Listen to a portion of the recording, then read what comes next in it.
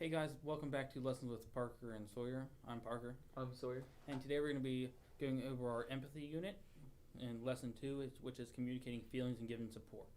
Today we will practice identifying someone's feelings and giving emotional support. Giving emotional support means showing concern for someone. So, as you look, we have Miguel, Brian, and Cheryl. Here are Miguel, Brian, and Cheryl. They're good friends and often play soccer at Brian's house. Brian's Aunt Marge arrived for a visit to Brian. She said, "You're so handsome. All the girls must have a crush on you." Aunt Marge noticed Cheryl and said, "Why don't you introduce me to your girlfriend?" Brian blushed and said, "Aunt Marge." Aunt Marge giggled and went inside. So, how does Brian feel after the situation with his He's aunt? probably embarrassed. What are the clues? His reaction to the whole situation. Why does he feel this way? His aunt just embarrassed him in front of his friends. Like, they're just friends, and she just, introduce me to your girlfriend. So Miguel started to laugh but stopped when he saw Brian. He could tell something was wrong. Letting others know that you care about how they feel and giving them support demonstrates friendship. What are some ways to give support? You can ask if the other person's okay, and you can also listen. What should Miguel do? He should let Brian know that he cares. Miguel asks Brian if he's okay. Brian says, "I can't believe Aunt Marge, Aunt Marge, I like Cheryl as a friend, but not that way." Miguel says, "I know how you feel. My grandpa says embarrassing things to me." So what advice should Miguel give to Brian?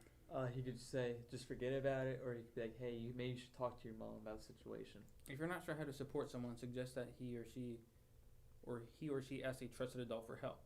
Miguel encourages Brian to ask his mom for help. Miguel assures Brian that Cheryl won't make a big deal of this. Seeing Brian start to smile, Miguel says, "Let's ask Cheryl to teach us that scissor kick she does." So how does Brian feel now? He feels better and relieved from the situation. How well did Miguel handle the situation? I felt like he handled it pretty flawlessly. What might have he done differently? There's a few things he could have done. He could be like, hey, what he did, he was like, hey, my grandpa also does that. And then he could just let Brian talk about it. Or if he just sit there and laugh and pointed, that wouldn't have been a very nice move at all. So I'll give Sawyer a couple examples. So Sawyer, a friend didn't get a part in the school play. How would you show emotional support? I could be like, hey, it's alright, buddy. There's always next year. You did an amazing job, though.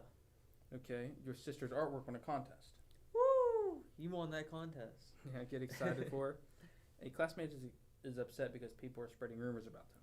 I would be like, hey, just tell them it's not true. Prove them wrong. We all know it's not true in the first place.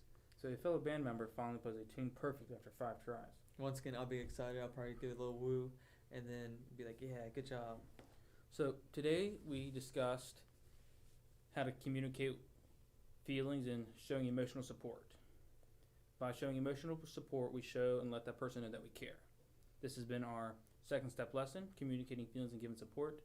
I'm Parker. And I'm Sawyer. And we hope to see you next time.